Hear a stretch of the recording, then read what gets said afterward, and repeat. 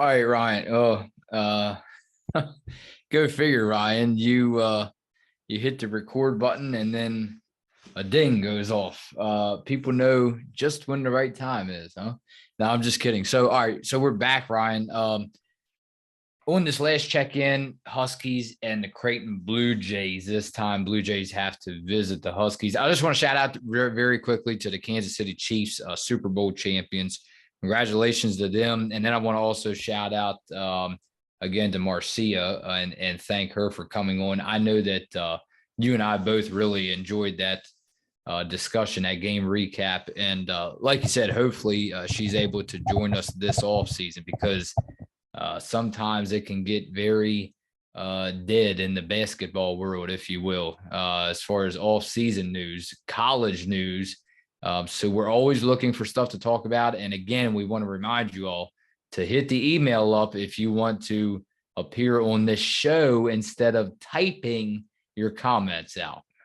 Yeah, and she also said she had some ideas for us. So if any of you guys have any ideas you want us to talk about or anything you want us to talk about during the off season as well, comment it down below and do that. And we very much appreciate it because sometimes we just don't know what to talk about during the off season. So it'd be great if we could steal some ideas from you guys and try to just try to talk about some new things.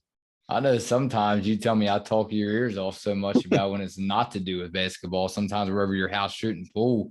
And I think that I'd run out of not very often, but I think I'd run out of stuff to talk about sometimes. But that's a discussion for another time. I know you want to hear that now.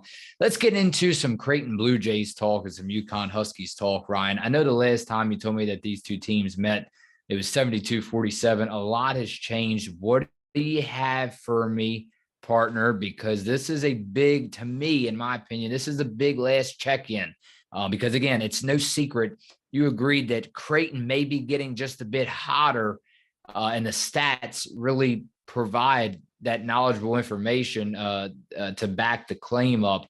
But then the UConn Huskies, Ryan, I'm not saying that they're falling apart, but they seem all of a sudden to be trending just a little. I would say a little bit. They're pulling out wins, but they're trending down, in my opinion. Yeah, and well, another new week, another new AP poll, and this time UConn falls down 2 spots to number 6 after, of course, losing to Marquette and escaping away with the win from Georgetown. South Carolina and Indiana remain number 1 and number 2. Stanford, Utah, LSU round out the top 5, and of course UConn at number 6. Also, Villanova moved up another spot to 14. UConn travels to Villanova on Saturday. But before that much anticipated matchup, we had the Creighton Blue Jays coming to Campbell Pavilion Wednesday night. Creighton has had a very solid season, I'd say, sitting at 18-6 overall and third in the Big East standings with a record of 12-4. First matchup, like we mentioned, was in Nebraska. We thought it'd be a close game, much like all these other games, but UConn ended up winning 72-47. Creighton is on a 6-game win streak, so they're kind of trending upwards. And like you mentioned, UConn is kind of trending downwards a little bit lately. And I would kind of expect this game to be much closer, I think, than the last one in December. Last time we talked about the talented forward Emma Ronsick, but don't sleep on the Creighton guards either. Lauren Jensen, Morgan Malley are averaging about 16 points a game.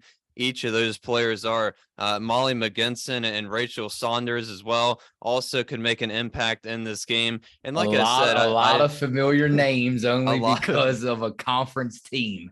A lot of familiar names, a lot of familiar faces with all these conference teams. And when we play them second time of the season, it seems like they're always ready to play against UConn. It seems like a lot of these games are much, much closer.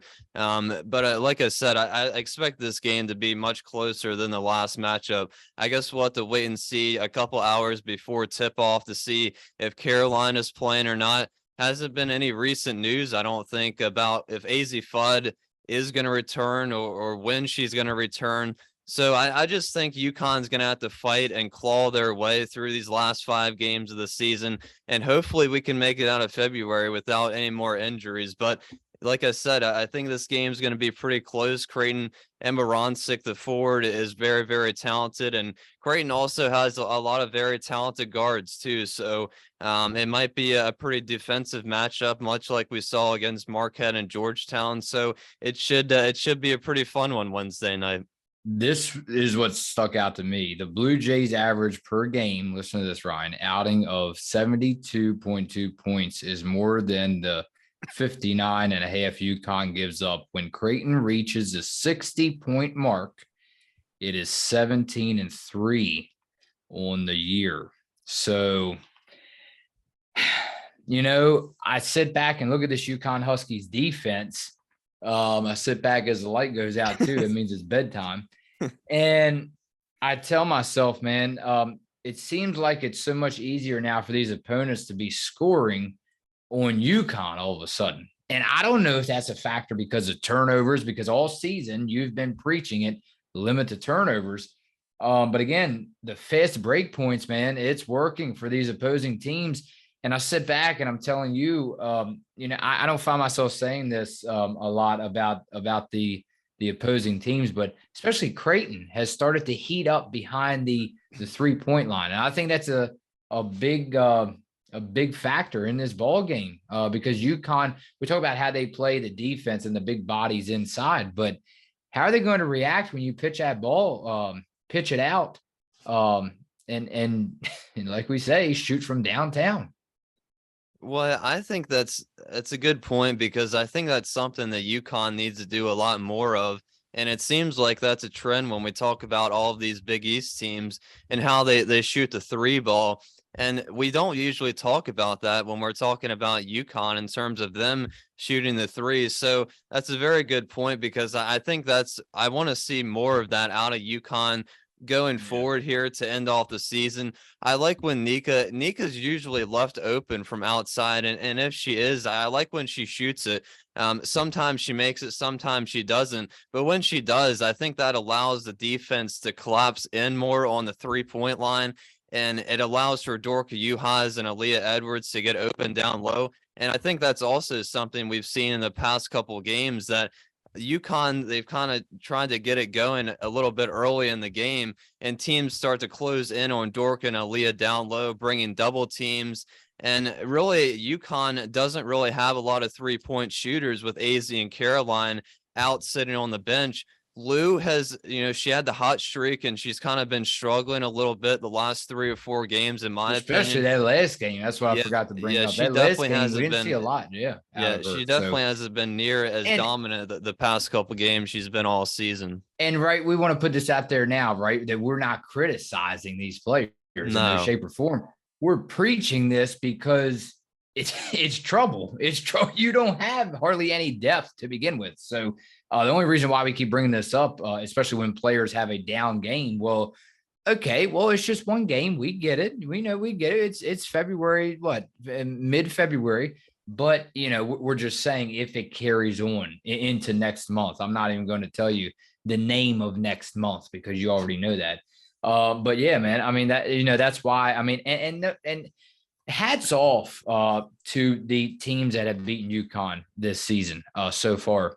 And I just want to bring this up to you very quickly, and then we'll get into some comments and get out of here. Ryan, it seemed like it's so interesting because I talked to you about this, and take it for what it is. We'll just see what happens. Like everybody says, it seems like, and I think that I actually like this if it's trending in the right direction. For South Carolina, when they went up against South Carolina, seems like it brought out the best in UConn, even though it was a loss. But ever since then, it's like downhill. Now the rest of the teams that have beaten them, what are the chances that they make it further than UConn in the tournament? I would like to think that UConn makes a pretty deep run. I would like to stay positive. So I wanted to bring that up to you because I'm like, all right, Ryan, is this just something to do with the not so good teams when we come to tournament time, and then UConn actually opens up when it comes to these teams that we're looking up to? Yeah, and that's a good point as well. And it's kind of weird because I feel like all the games that UConn's lost, all four of them, obviously been to ranked opponents, and I think all of them might be ranked in the top 10. But it Hmm. does seem like it brings out the best in UConn, and some of these Yeah, unranked teams and a lot of these Big East teams kind of battle it out with UConn and most of these second matchups, like I mentioned. So I mean, hopefully when UConn gets in the tournament, whether they're a 1 or 2 seed, they can get through the early rounds so they can play those more dominant teams if they get to the Sweet 16, Elite Eight. But right. I think it's definitely going to be a grind through those early rounds when they're playing, the 15 seeds, 10 seeds. I think they could be in danger if they don't start, stepping it up and getting some type of momentum like we saw earlier in the season. For sure, but I wanted to bring that up to you now because one of our subscribers, I forgot who it was. I like to write these comments down because it's so many videos, so many comments every time that we come on now. We appreciate you guys for that. I'm gonna have to start getting a notebook because it was a subscriber that brought up the fact. All right, with these teams that are congratulations to them, the ones that are defeating UConn, but in all reality, Ryan, who's going to make it further in the tournament? The teams that are defeating UConn or UConn themselves. It's just something to think about. Let's get into oh boy. Let's go to JGHDTTP. These usernames, man, they just keep getting more out of hand as far as it's just not like a first and last name, but anyway, we have got to figure out this turnover problem. 23 in this game alone. It's been an issue the entire season, and most of it is due to very bad decision making in game. We need another ball handler bad. AZ and Caroline will help with this. If they don't solve this turnover problem, they are going to have issues in March. Yeah, I completely agree with that. And I don't really know what it's going to take. I mean, maybe it's as simple as plugging AZ and Caroline back into the lineup, but we've we've really had the same problem all season long, and it doesn't seem like it's getting any better. Maybe 1 or 2 games they only had about 13 or 15, but I feel like most of the season after these during the game recaps and then when we come on for the last check-in, we're always talking about UConn having a 20 turnover game. So and it is mostly due to just bad decision making, and Nika, I think Nika realizes it. I think the whole team realizes it, but it's when they actually get in the game, it's can they actually fix it, and are they up to the mental challenge to, if they make one mistake, they got to move on to the next play and make sure they don't make it again. And they need to stop continuing to make the same mistake over and over when it comes time to being in the actual game. Yeah, very quickly. Colleen Ziemba. Okay, I see. She says I emailed you guys. We promised we would get to you. And I do appreciate you having my back on that one specific comment a couple videos ago, Colleen, if you know what I mean. So thank you again for your support, and we promise we do see you, and we will get back to you as soon as we can, as far as to bring you on with us. Ryan, let's go over a couple more. How about Dan Waymont, 68-42. In their last 3 games, UConn had 55 turnovers, largely due to sloppy ball handling and poor passing. So here we go, another comment about turnovers.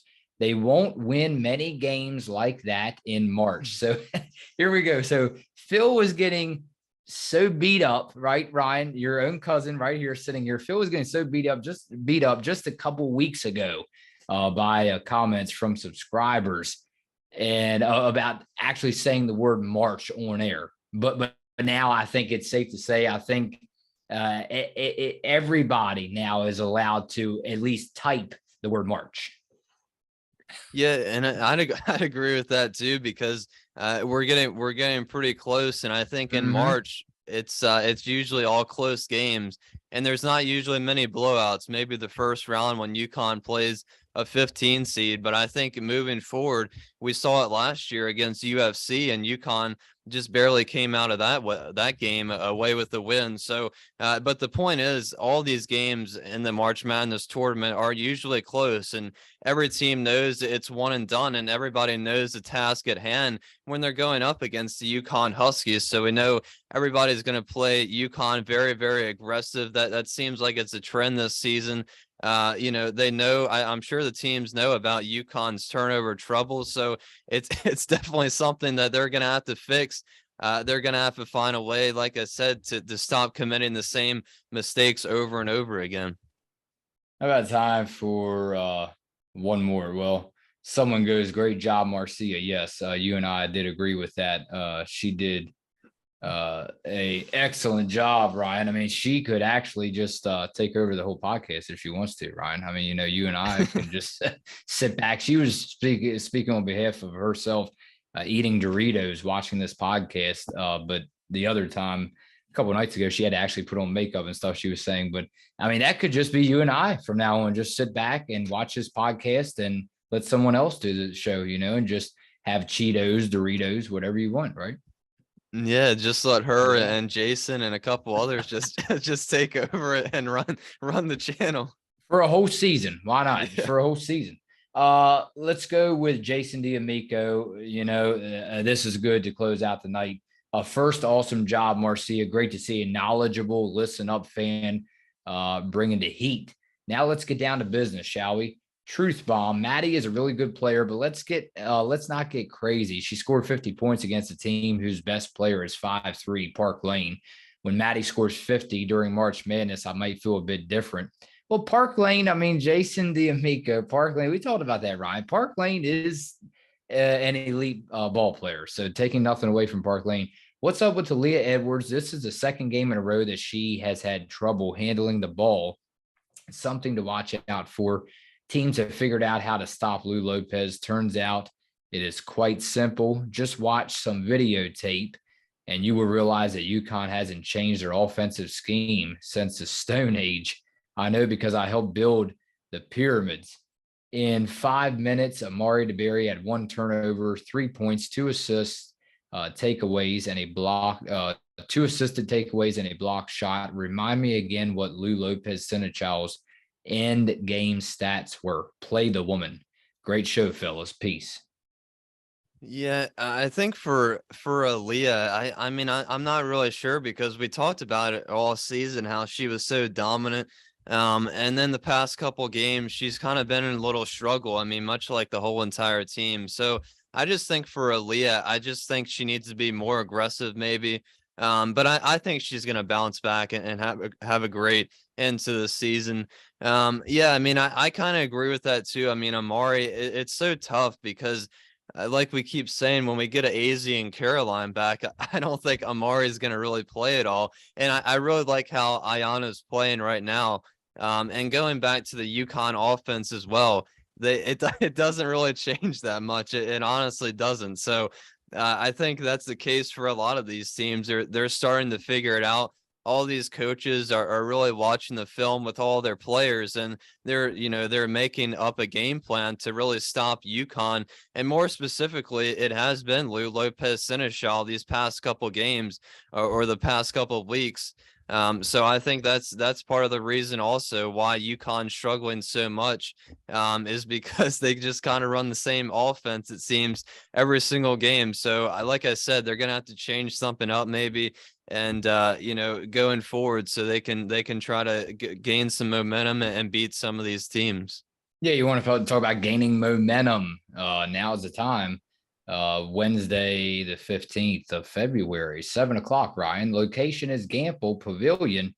And it's just about that time to change the momentum because we don't want to see any more slides. That's enough of close ball games because you told me the other night that you almost fell off of the couch. So no more of that, right, Ryan? We'll see you tomorrow for the game recap right here on Listen Up.